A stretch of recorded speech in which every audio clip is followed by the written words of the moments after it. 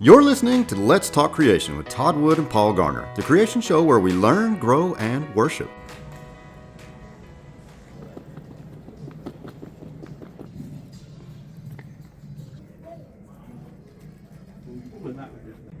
Welcome back to another episode of Let's Talk Creation with Todd and Paul. I am Todd Wood.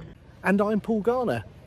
Well, as you can see, we are not in our usual recording studios today. Todd in his cabin and me in my dining room. In fact, we're not even recording this podcast together. As you can see, I'm here at the airport and I'm awaiting a flight to the Czech Republic, to Prague. Why Prague, you may ask? Why are we on our way there? Well, I'll let Todd explain all in just a moment. But before I do that, can I remind you to like this episode, share the podcast with your friends, your family, other people that you know. That all helps us to grow the audience. Do subscribe, of course, to the podcast. If you're watching on YouTube, subscribe there, or on the other podcast streaming platforms that you may be using to listen to this podcast. This podcast is expensive to produce, and we're only able to do it through your help. So if you're able to make a donation, that would be absolutely fantastic. And you can find all the details about how to do that by going to our website, letstalkcreation.org. So thank you if you're able to support the podcast in that way. We really do appreciate it. Well, we're on our way to Prague, and I'll hand over now to Todd to explain why. What are we doing in Prague? So back in the summer, I was browsing my social media as one does, and you know how they serve up ads, incessant ads, and most of the time they're garbage, but once in a while they hit one perfectly, and this time they hit one perfectly. There was an ad there for an exhibit of the eLucy skeleton at the National Museum in Prague, and I got pretty excited. So yeah, back in I think it was 2017, there was a touring exhibit here in the United States. I didn't go to that because we were starting Core Academy at the time, and it was still very small, and we were still very poor. We're a lot larger now, a lot more stable. We're still very poor. We got donations to help sponsor this trip, as you will see. But yeah, Prague. So I thought maybe we should go. So I thought maybe I should email Paul, my co-host, and see if he's interested. So I sent him an email, or I sent him a text, I guess it was. As I recall, it was just his name in all caps, Paul, with like a lot of exclamation points after it. So that's how this started. Yes, so I get this email from Todd with Paul, followed by lots of exclamation marks, and I open it to discover that the famous eLucy skeleton, the iconic hominin fossil, is coming from Ethiopia to the Czech National Museum in Prague for a limited time, for an exclusive exhibition. And of course, Todd is very excited about this and says, can we go and see it? Can we make a visit to Prague happen? And of course, if you know Todd, you know he gets very excited about things. You know he has these brainstorms. I wasn't really sure how serious he was when he sent the message. And of course, reality begins to set in, and you think about all of the practical arrangements that need to be made. But I was quite keen to try and make this trip happen. Obviously, I live in England. I'm not all that far from Prague. It's a relatively easy trip for me. And so I was quite keen that we tried to make this trip happen. And here we are at the airport. So after messaging Paul, I decided I would send some other messages around and see who else might be interested in this fossil. Now, this is just one of those things that I would love to see, right? eLucy is so famous and scientifically important for that historical moment in time when she was discovered. Lots of other fossils have been found later that kind of surpassed her in excellence, as we will talk about here in a second. But eLucy's just one of those things. And how many creationists can say, I've seen the eLucy fossil? I don't know. Maybe a lot of them, maybe a few of them, maybe not very many.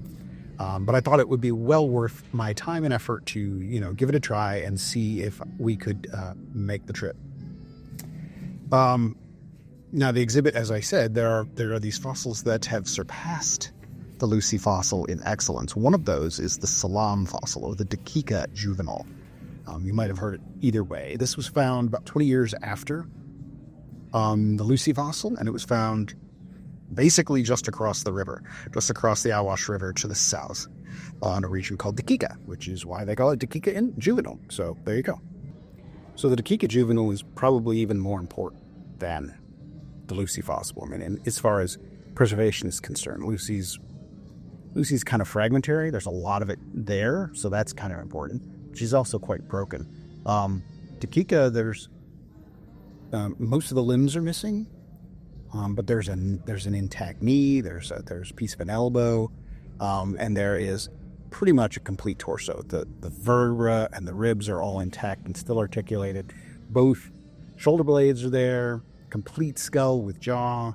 It's astonishingly well preserved. We'll talk about that in this episode. Actually, we'll talk about that in a future episode. That's part of the surprise, right? So this is going to be a whole series of great episodes. So within about a week of sending around all these messages, the Genesis Fund agreed to sponsor our trip. So me and Paul are basically headed to Prague.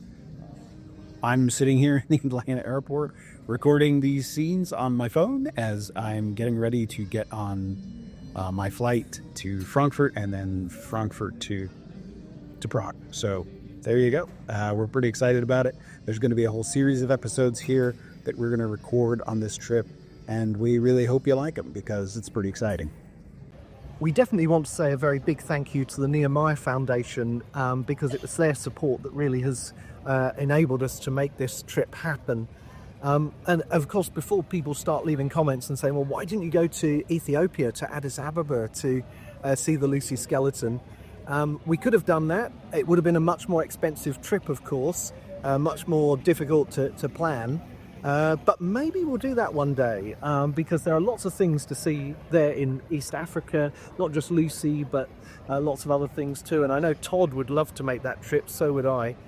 So perhaps we'll make that happen sometime. But for now, we're able to go to Prague, we're able to see Lucy there, and so we're really excited about it.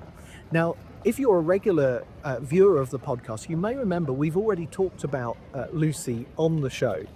Back in the autumn of 2024, we recorded 2 episodes, episodes 97 and 98. I was over in the States, of course, visiting Todd at the Core Academy offices, and Todd had this remarkable cast of the Lucy skeleton where he was able to lay it out on the table and we were able to talk about it, talk about how we interpret Lucy. In particular, we were able to talk about the skeleton, some of the aspects of the skeleton, but also the circumstances of Lucy's death and burial and what it all means in the creation model. So if you want to find out more about Lucy and just get up to speed with the significance of this iconic skeleton, then do go back to those episodes and watch those.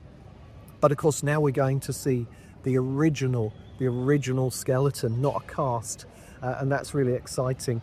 And I really hope that while he's been on the plane getting here, I hope Todd's given lots of thought to how we can make this episode really special and unique.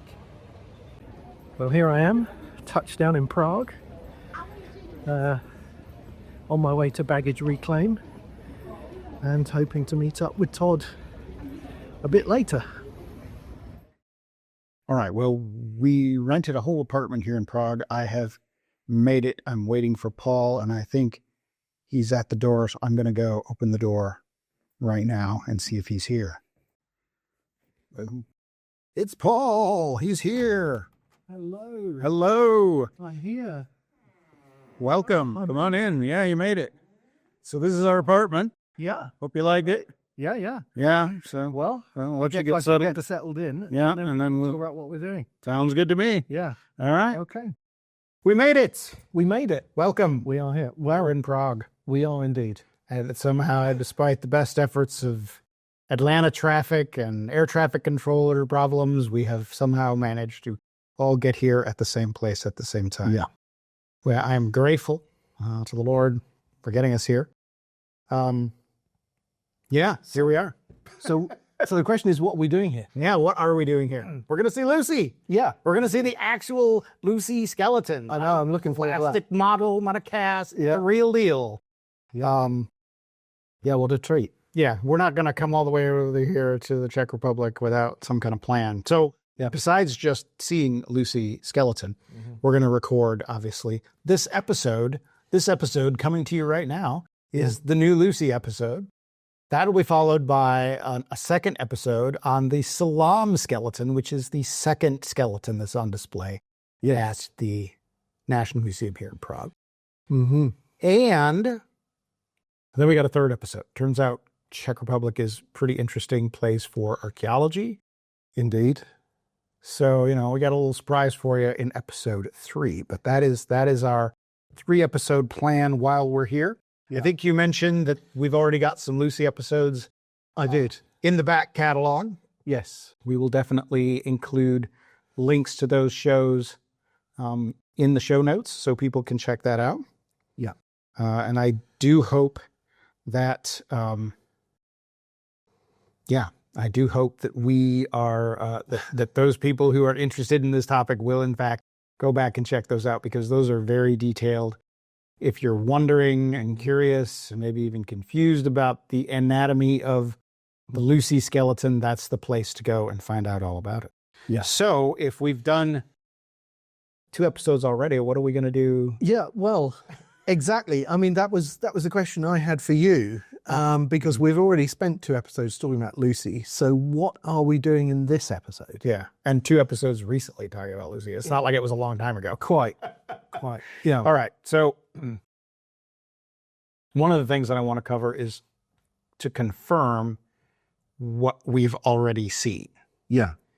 So I want to basically ascertain from the original skeleton that the stuff I told you in those previous episodes is actually correct, that I am not just bluffing, that I am not just feeding you lines. I felt like that was an important thing to do. Yeah. And so the opportunity to see the real thing, why not? Let's do that. Yeah. I mean, you can't beat seeing the real thing, right? Cast is one thing, Cast is one but thing. seeing the original is The original, thing. there's nothing like the original, and it's well worth checking. Yeah, indeed. Okay. So obviously the anatomical details, then we can talk a little bit more about that and kind of recap what we learned about the skeleton from the cast. Yeah. And especially things like, did Lucy walk upright, that sort of thing. And there's also, and this is going to sound strange, but I also want to make sure that the Lucy bones are real. Okay. Yeah. So, and that sounds like a conspiracy, probably because it is. I personally don't really have any doubt that the Lucy skeleton is real. I was going to say you haven't brought me all this way, and you're not sure that the bones are real, right? So we recorded those previous episodes. We're looking at a cast, but the assumption is that they are based on something real, Right. And then we've come all this way. Yeah. Yeah, I flew across the ocean to get here, and so so I'll say for myself, speaking for myself personally, I don't really have any doubt that it's real. There's been too many people working on it over the years, too many people handling these things, too many people looking at them. I don't really think anthropologists are running around making up crazy fossils for people to find. There are really people out there who think that it's all kind of sort of hoax. I don't know. I mean, it seems to me, looking on social media and stuff, that some people might think that it really is just a lot of hooey and that somebody made up fake bones and are trying to pass it off as bogus. Yeah. Evidence for evidence. There's always crazy ideas out there. I've seen people who kind of claim dinosaurs are just a big conspiracy, and there aren't really dinosaurs. Yeah. And you think it would be easy to sort of say, nah, I don't think so. Right. But when it comes down to it, have you ever seen the real thing? So with dinosaurs, we can say, as a matter of fact, we have seen the real thing. You can go to Dinosaur National Monument. There they are, still in the ground. I mean, it's pretty obviously real. Yeah. And I guess somebody could say, there's all kind of motivated reasoning. Oh, yeah. Why somebody... Because the conspiracy mindset is going to just never fail to come up with a reason why the conspiracy is true. Yeah. So, Yeah, so that's important. But nothing beats being able to tell someone, well, I've examined this thing in person and I've looked for features that would signal to me that it's a real thing. Yeah. And here are the reasons I think it's real. So I'm kind of curious as to what kind of things. I saw the Sediba skeleton and the Homo naledi skeleton when they were in Texas. And it was really, there were a lot of little clues there that it was really real. So the teeth, for example. Yeah. There's just something about real teeth that have a particular look to them that's not easily faked. Right. So, I think details you don't see in, say, a cast. You cannot see in casts, that you cannot really appreciate in photographs, but you can appreciate when you're looking at the actual specimen. So when it comes to Lucy specifically, I mean, what kind of details do you think you're going to see? What are you looking for? Well, I might, for example, look for spongy bone. Spongy bone. So, you know that bone kind of comes, well, this is simple, but it kind of comes in two forms. You've got your hard compact bone, which is thick and solid. And then you've got your spongy bone, which is like this really complex network. Okay. It's there to make the bone lighter, but still provide structure and support. And it's a very distinctive look. When I was looking at the Sediba and Naledi skeletons in Houston, I could see spongy bone.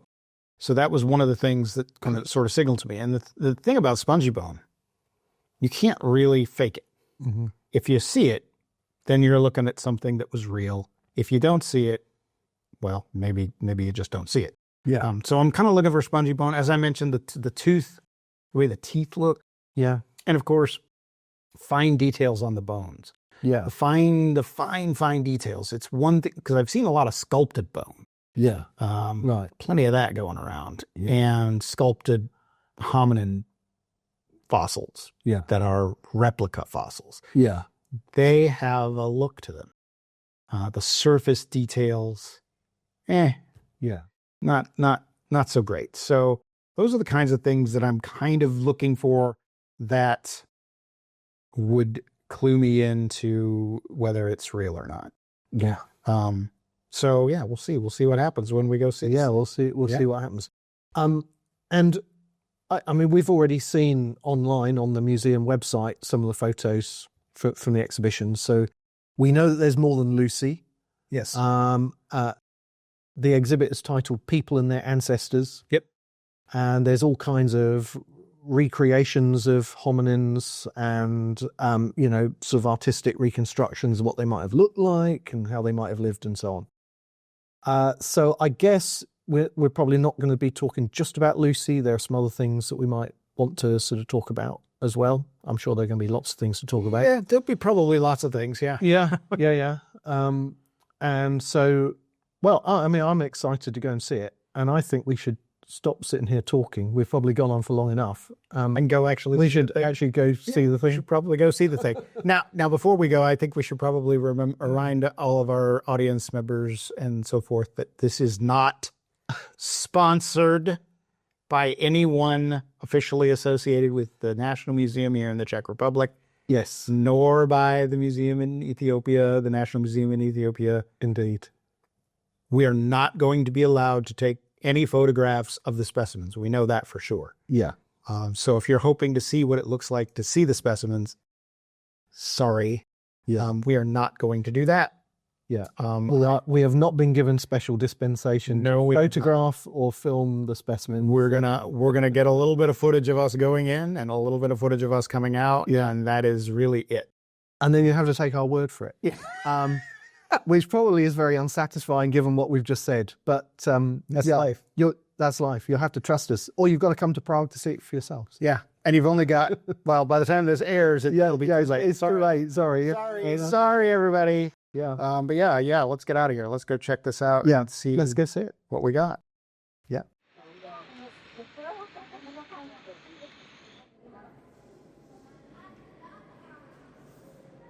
All right, we're in line officially. We are to go see the fossils. Quite an impressive line too.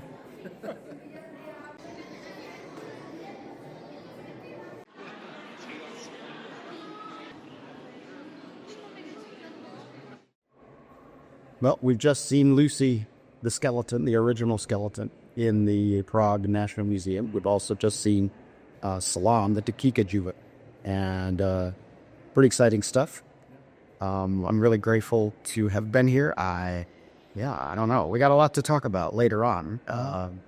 We won't disrupt the museum visitors here, but we definitely have plenty to say. Lots to think about, and really exciting to see these specimens. They're scientifically extremely important. They're unique specimens, and what an opportunity to see them here in Europe, outside of Ethiopia.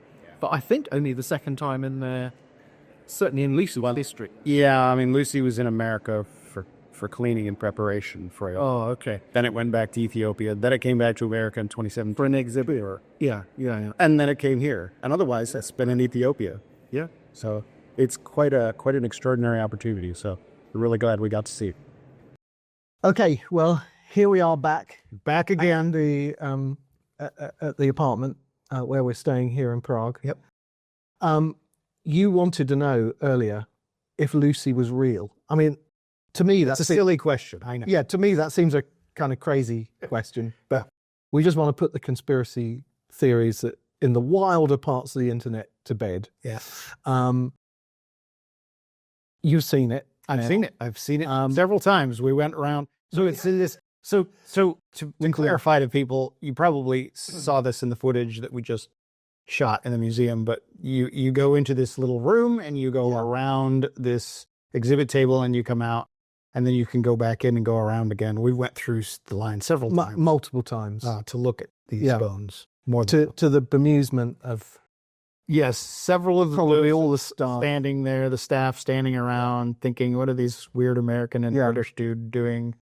Just going round and round. Going around in circles. Can they not find the way out? We actually had one guy come and say, I know you like this, but you have to move on because there's a whole group of school children that want to come in and see it. Yeah. We were holding up the line. Sorry. Yeah. We were so excited. But anyway. So is it real? So you've seen it. So is it real? Is it what? real? Yeah. What did you Big decide? question. Yeah. All right. What did I decide? So some of the things that stuck out to me, one thing was the fine detail on the surface of the bone. Old bone has a particular look to it.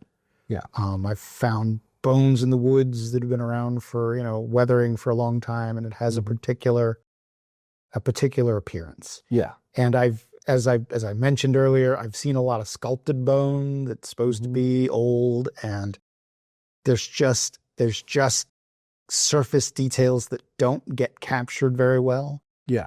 In sculpture. And so that was one of the things that stuck out to me as I was looking at the bone. The surface of the bone looks like bone. It doesn't look like something else. Yeah. So that was one thing. The other thing that stuck out to me, well, I mean, looking at some of the edges of the vertebrae, the backbone pieces, I felt like I might be able to see some spongy bone. Yeah.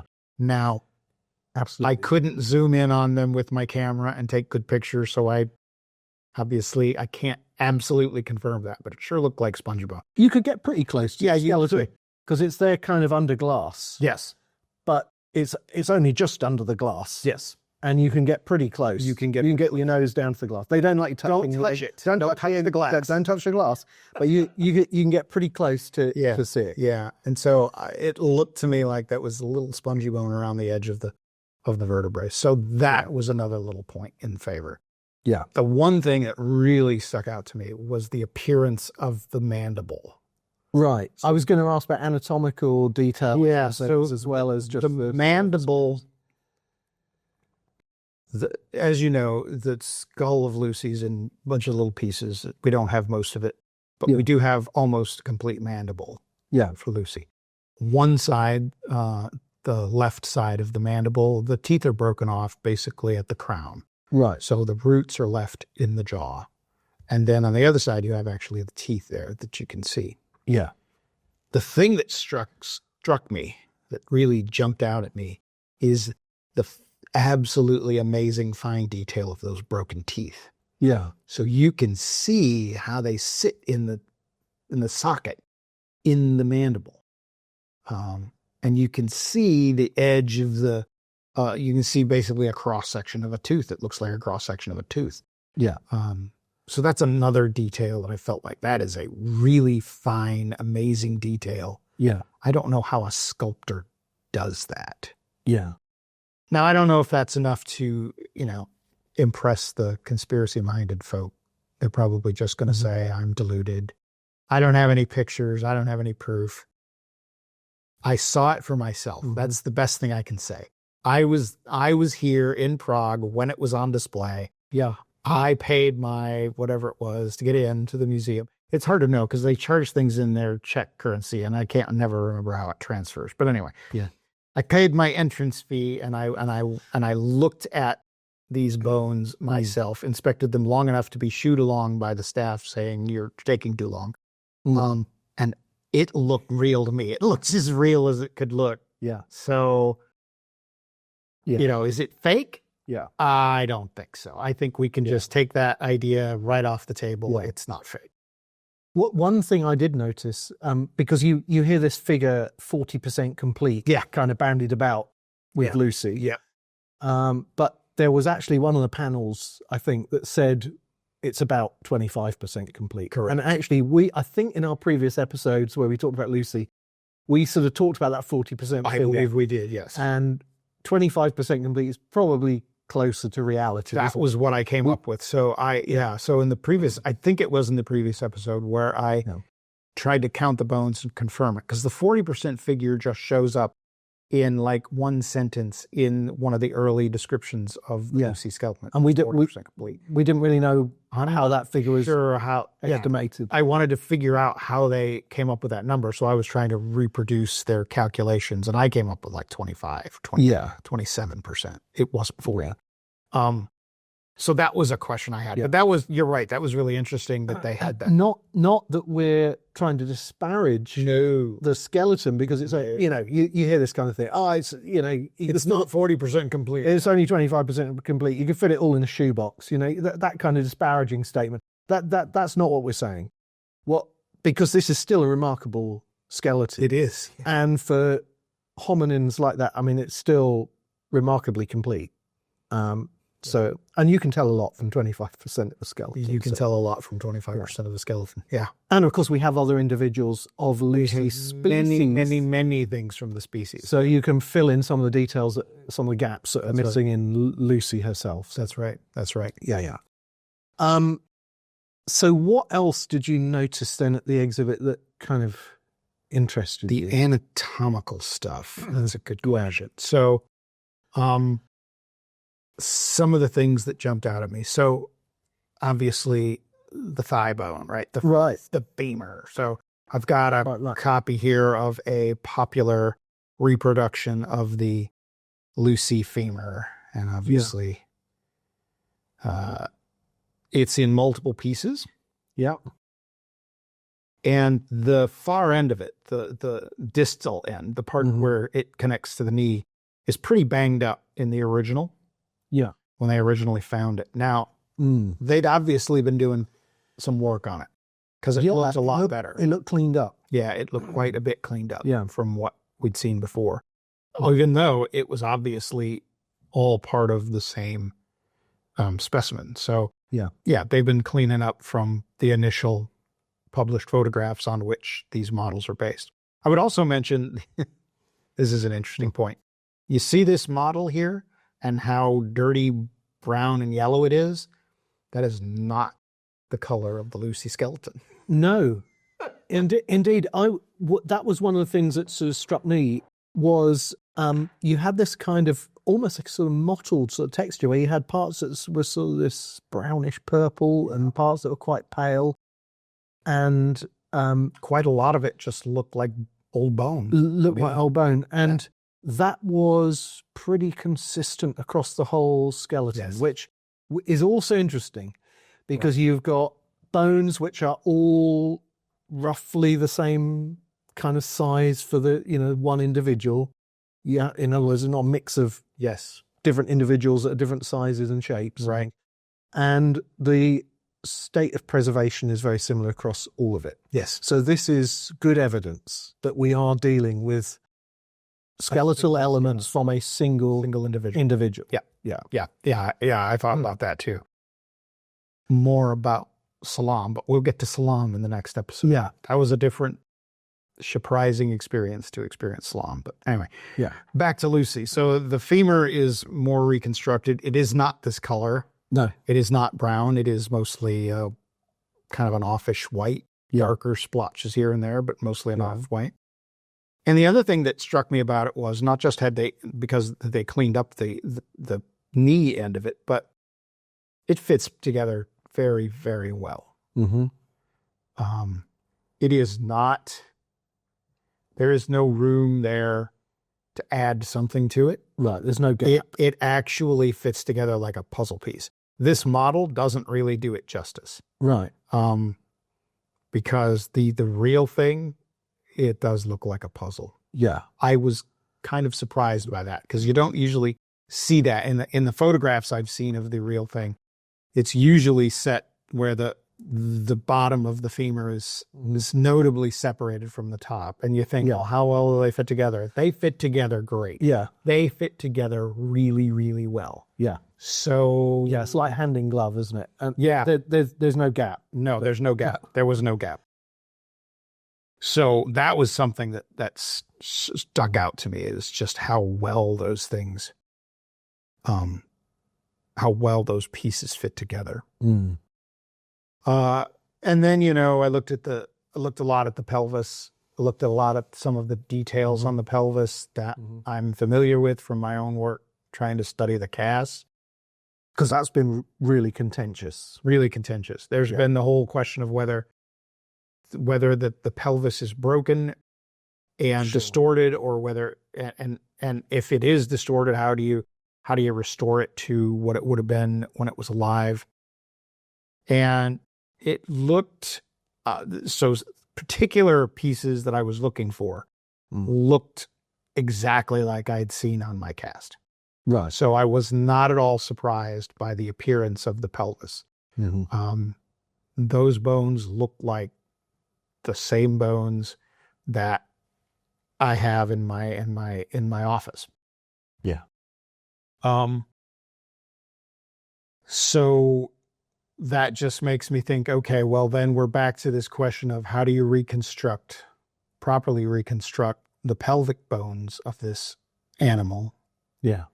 And again, it comes back to, well, if you reconstruct them, you just put the sacrum onto the back of onto the pelvis where it belongs, then the pubic symphyses don't meet the front of the pelvis. It doesn't wrap all the way around and make a ring like it does in pretty much every other skeleton that we know about. So that made me think, all right, well, it's real. That problem is a real problem. It is not solved by pretending like reconstructing the pelvis is some sort of subterfuge or fake out stuff or anything like that. As far as I can tell, that's how it is in the specimen, and it looks broken. And you could see, that's another thing I noted. You can definitely see along part of the margin there, right in the middle of the pelvis, that there are marks where it's broken. You can see it. Yeah, you can see it. There's no doubt that this thing is broken. And so then the question is, well, how do you pull apart the pieces and put them back together in a way that makes anatomical sense? Yeah.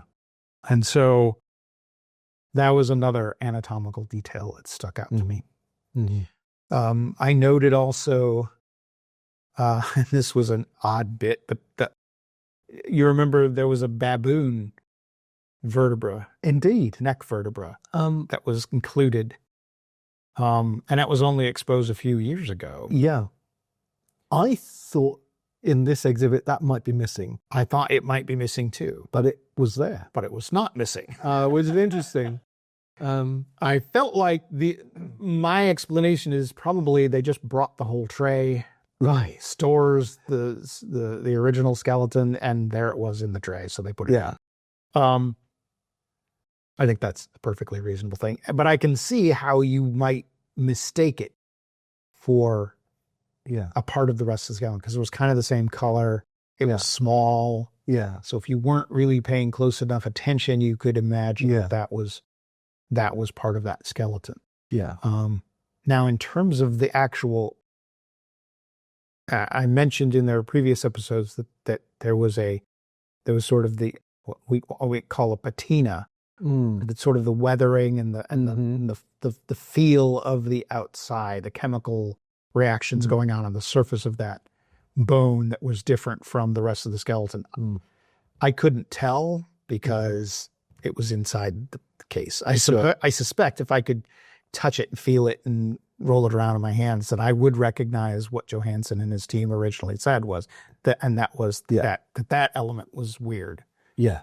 A little weirder than the others. But I can totally see now why they would think, let's put this all together because, let's put it all together. It's small. It's the same sort of color and it's in the same sort of area. So, of course you would include it. It just bumps up your completeness. Yeah. Gives you a better view of the whole skeleton. But I don't think it's clearly not part of the skeleton. Yeah. But I did think that was kind of an odd thing to see, that was included in there. Yeah. Was not expecting that. So the other thing that really interested me about this, so when we got there, so this is an interesting bit. We got there at 9:00 when the museum opened. I thought to myself, it would be wise of us to go at 9 a.m. On the dot. Yeah. And see it as soon as it opens. Yeah. Because I'd heard that there were really long lines. Yeah. And it was frustrating to some of the museum patrons and attendees having to wait in a really long line to see the skeleton. So I thought, if we go at 9, we'll go straight in. We'll be the first ones in, and there you go. So we're waiting outside of the museum, and we're just sort of dawdling around, and there's kind of a tiny little line building up at the door. It wasn't a really long line There to begin with. these two classes of many children. Yes, until the school party showed up. School parties showed up on their field trips, and they come marching up the steps, and then I said, we better get in line before... Todd suddenly disappeared and said, we better get in line in front of the school party. So I didn't knock any children down. No. Just for the record, there was no violence. There was just wanted to make sure that no throwing women and children behind him as he kind of ascended the steps. But I did try to get in front of the crowd. Okay, so we get into the exhibit. It didn't matter though because the kids had to go get checked in anyway. Yeah. So we had our tickets pre-purchased, so I just scanned it and in we went. So we go in and we're looking at the bones and having a good time of it, and I'm looking at both of the skeletons, and I'm looking at the reconstructions they had there. So there was the skeletons that were seated in this exhibit table. Yeah. And then on top of the table there were these reconstructions. Right. And I didn't understand. The table was a very strange shape.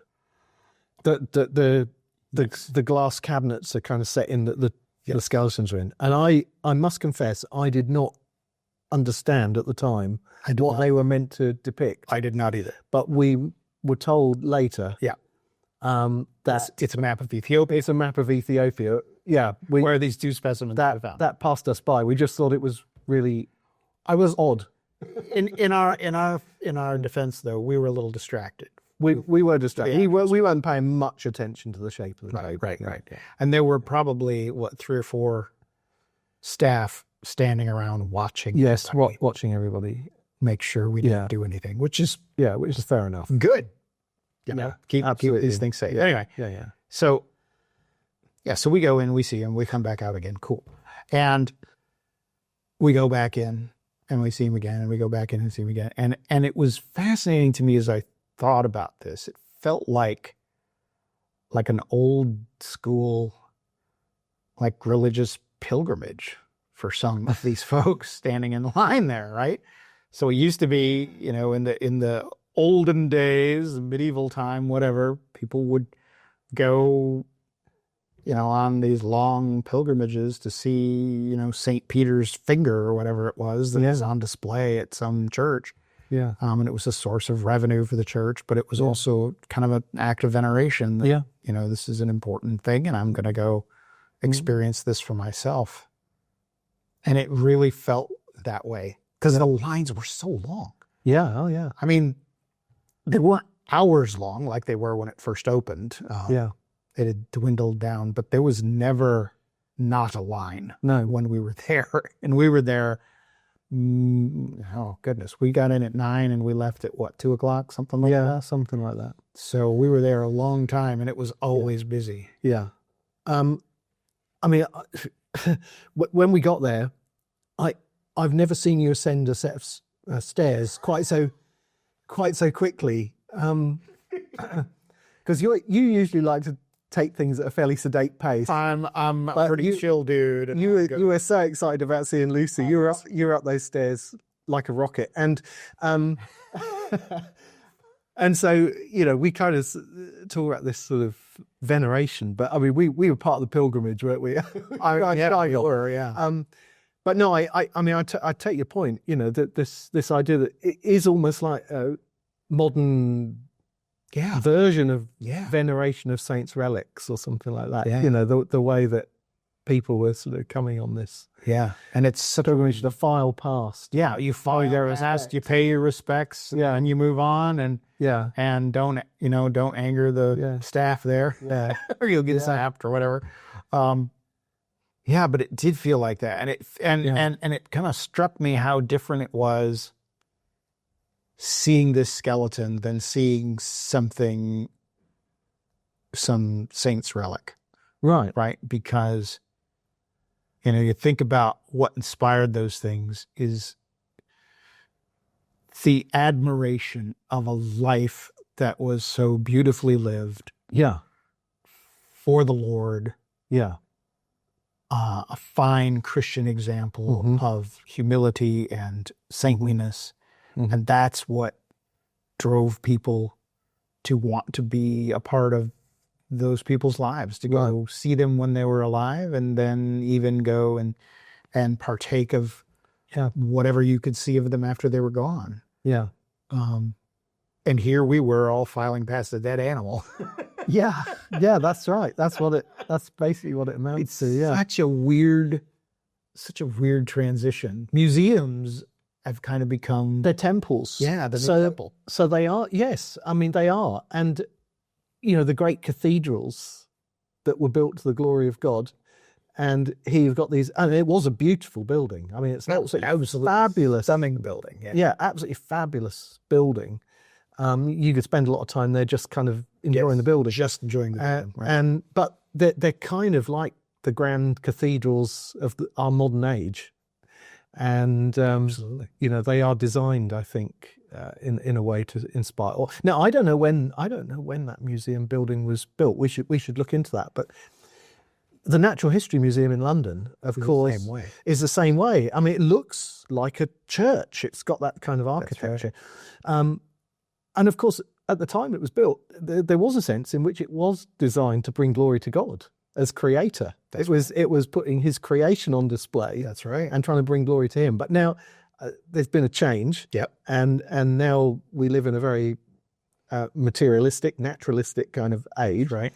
And they've become these sort of shrines to naturalism and science. Human discovery. Human reason and all of those things. Yeah. There was an exhibit in the museum today called Miracles of Evolution. Miracles of Evolution. I was very struck by that. Yeah, that was interesting. In fact, you one of the things that struck me is you go in. You were straight into Lucy Salam. Yes, there was no build up. Nope. Which was interesting. You didn't go through lots of other exhibits and then get to them. You straight in. Yes. I mean, there were a couple of big There was some big panels. outside, so there's a big which panel, very few people were paying. nobody were paying attention to that. And you go in, and there are the skeletons that you've come to see. Yep. And then you get led off through miracles of evolution until you finally get to part 2 of the people and their ancestors, and you get all of the other hominin stuff. Yeah. So it's interesting that you kind of get led through the miracles of evolution. Yeah, it's such a weird thing. It's interesting, yeah. So different. But yeah, you're right. I mean, if I think about the museums I've been to, every one of them is going to have some kind of great hall or rotunda area. Yeah. So the Smithsonian has their big giant rotunda that you walk into when you first get there, and the elephant's there in the rotunda. Right. The Field Museum in Chicago has this massive, massive hall where they once had Sue on display, the T-Rex. Yeah. The Natural History Museum in London. Yes, it had Dippy, the Diplodocus, which is actually a cast from America. From America. Yeah, but that has now been displaced with the blue whale, which is quite spectacular. Yeah. And then at the end of the hall, you go down the hall, and there's all these wonders, scientific wonders, and you go up the steps, and who's there waiting for you? Yeah, Charles Darwin. Darwin. But it used to be Richard Owen. I know, right? Who was the founder of the Natural History Museum, and it was his statue that was at the top of the stairs. That's right. And then in 2009, when we had the Darwin centennial, he got shunted off down a little side corridor upstairs, and Darwin was put there. And Richard Owen would have been spitting mad. I'm absolutely furious. He would have been infuriated. Darwin, because he was not friendly. No, he was not friendly to Darwin. He was not like a modern young Earth creationist, but he wasn't a Darwinian. Yeah. Darwin used to sit, I remember the statue of Darwin used to sit downstairs outside the cafeterias, I remember. Yeah. And then in 2009, when I went to visit, as you say, they had moved and off to a corner. Yeah. Well, he had just disappeared as far as I could tell, but I know it was only later that I noticed, there he is. Yeah, he shut down the corner, and Darwin has moved from watching you having your lunch, to sort of pride of place. Yeah, pride of place, yeah.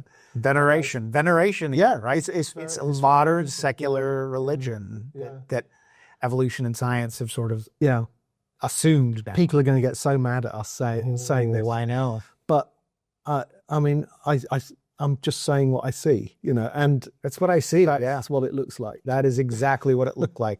Especially, as you said, there's very little explanation of what you were looking at. Yeah. When you got there, there was a massive panel on the left side as you went in the room. Yeah. And then there were the skeletons, and they had a little bit of signage there telling you what they were. Yeah.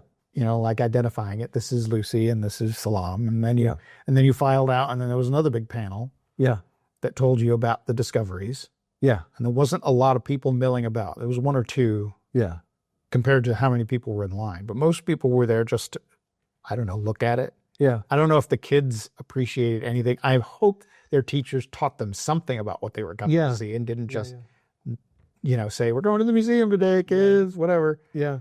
Yeah, that was a weird thing, but I'm sure. I mean, we said all this about temples and, and all that kind of stuff, shrines to naturalism. But at the end of the day, we're here because these are important scientific specimens. They are. And we're glad that we saw them. Absolutely. And one of the things that just struck me, you kind of grow up, you're a student and you hear about these specimens and you read all about them.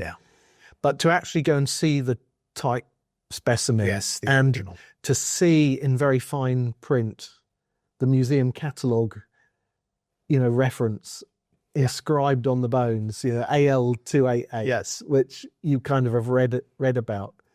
There is something quite special about that. So I'm definitely glad that we. So it's not just the reality of,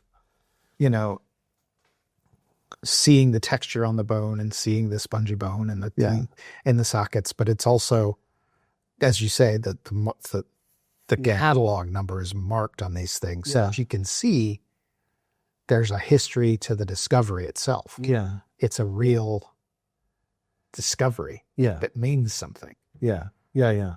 Pretty exciting. Yeah. So it was a worthwhile trip. Was it a worthwhile trip? Yeah. Oh, yes. Yeah. Yeah, so we're, as you say, we came to check out this skeleton ourselves. Wasn't just people there venerating some religious object. And honestly, I'm pretty sure most of the people going through were not thinking about that. No. It just struck us, the appearance kind of struck us as oddly reminiscent of other things we've seen like this. But anyway, but yeah, it was exciting. As you say, you've heard about these things a lot and you read about them. You looked at pictures, you've squinted at pictures, trying to see, what can I tell about the specimen from this crummy little picture in this book. And now we have been there and we have seen the real thing, the real deal. And it's all the pictures of the world can't really do justice to seeing the real thing, especially since many of those pictures were made in the 70s and are pretty low quality. We could really use for some better high quality digital pictures, but that's up to the Ethiopia Museum. Yeah. Not the Czech National Museum. Yeah. But, yeah. So worthwhile, absolutely 100%. Yeah. Would I do it again? Yes. Yeah. But, I say that because I'm spending other people's money. So thank you again. Yes. To the Nehemiah Foundation, the Genesis Fund, who provided funding for us to come here and do this. Yeah, we are very grateful for their support for because we couldn't have done this trip without the Nehemiah Foundation and their help. So we are very grateful for that. Yeah. We're very grateful to you for watching. We're going to wrap up this episode now. What I do want to just reiterate that the Czech National Museum has nothing to do with this episode. Correct. They are not responsible for anything that we've said or whatever in this episode. So we do just want to make that clear. We are very grateful to them for putting on this exhibition, but they are not responsible. They do not authorize, endorse any of our opinions. That's correct. Anyway, well that kind of wraps up the Lucy episode, but we're going to be back in our next episode with we're going to follow on talking about this exhibition, but we're going to switch our focus to the other major exhibit that was there, which is a juvenile Australopithecus skeleton called Selam from Czechia. Yep. So we will be back in a couple of weeks to talk about Selam, and you don't want to miss that. That's going to be really interesting too. So, and that's just part 2 of our big adventure. There's a mysterious part 3 coming. There's going to be part 3. So so hang on for that. Hang on for that. So we got great stuff coming in the next 2 episodes. Not that we don't always have, but this is especially good. So check that out. So we'll see you in 2 weeks. Thanks for listening to this episode of Let's Talk Creation. For more information, visit us at letstalkcreation.org, where you'll find an archive of past episodes and all our show notes. If you'd like to leave a comment or make a suggestion, you can find us on all the major social media platforms. Let's Talk Creation is brought to you in the U.S. by Core Academy of Science and in the U.K. by Biblical Creation Trust. As a listener-supported ministry, we are grateful for all of your financial support. Find out how you can make a contribution at our website, letstalkcreation.org.